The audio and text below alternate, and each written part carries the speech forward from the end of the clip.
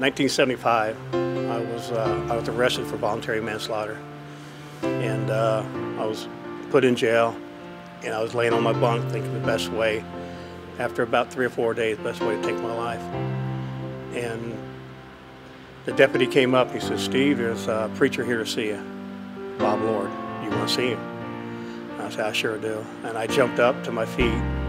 I didn't have a shirt on. I started to go right up towards the door, and the deputy says, "Man, put a shirt on." And I was consumed with seeing that preacher, not worried about how I was dressed. I had to hear what he had to say, how I had to face God one day. I knew I was going to face God because of the way my mom reared me.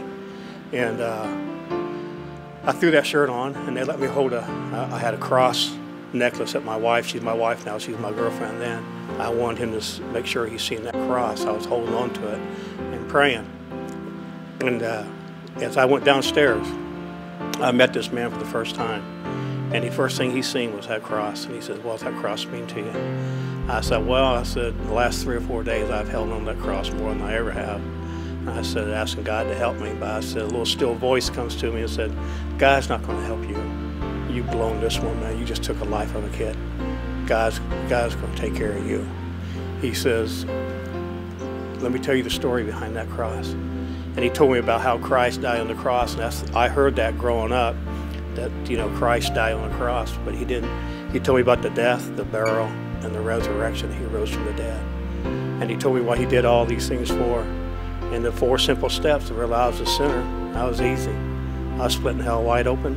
He didn't have to, I knew I deserved hell. But when he said that all I had to do was receive Christ as my Savior, I was heaven bound. And I looked at him, I said, all I got to do is receive Christ as my Savior.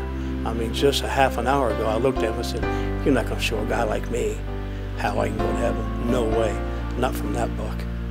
And he showed me how I could go to heaven. I received Christ as my Savior, and I walked back up to my cell on the 2nd floor.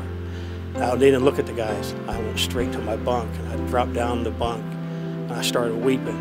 And I looked up to that iron curtain. I said, "God, an hour ago, I had it narrowed down to 3 different ways I was going to take my life." I said, "I can't understand, or I don't understand what has just happened." I said, "But thank you for sending that man by to tell me about you." When I got up, the guys got up, they all stand there in my doorway and looking at me and say, "Hey man, you okay, Steve? What's going on?" I said, "Sit down, guys. I'll tell you what's going on." I said, "I just trusted Christ as my Savior." And the big guy across the table from me, he looked at me, he laughed. He said, "Steve, that's that Jesus freak stuff, man. It only lasts for a few weeks and you'll be right back." And a buddy of mine was sitting right next to me, Rodney Hall, and he goes, "Steve," he says, "you're serious about this?" I said, "Rodney, I can't explain it, but something happened." And here it is 30-something years later, and he's still with me. And from that point on, come to find out, my mom was a great woman, and she was praying for me. But the boy that died in that fight that I got into with, his family was a Christian family. Doug was a Christian man. And that family, instead of holding it against me or ever being bitter at me, they prayed that I'd get saved. No more than 5 or 6 weeks ago, I went down and surprised the mom and dad and showed up to the church that they go to in Wabash, Indiana. And the mom, Mrs. Zimmaster, sat on one side of me, and Mr. Zimmaster sat on the other side of me. And here's the mom of the young man that I got in the fight with and took his life, cuddled up to me and grabbed my arm and rubbed it and patted my hand and leaned up to me and told me she loved me. And so after the service was over with, I looked at him, I said, "You know, I've always told my mom, thank you for praying for me. I got saved because for the first time I'm hearing the gospel because you prayed for me. Mom, I thank you." But I realized for the first time too that the reason I got saved was just Doug Zimmaster's mom and dad, Mr. and Mrs. Zimmaster, didn't hold bitterness towards me.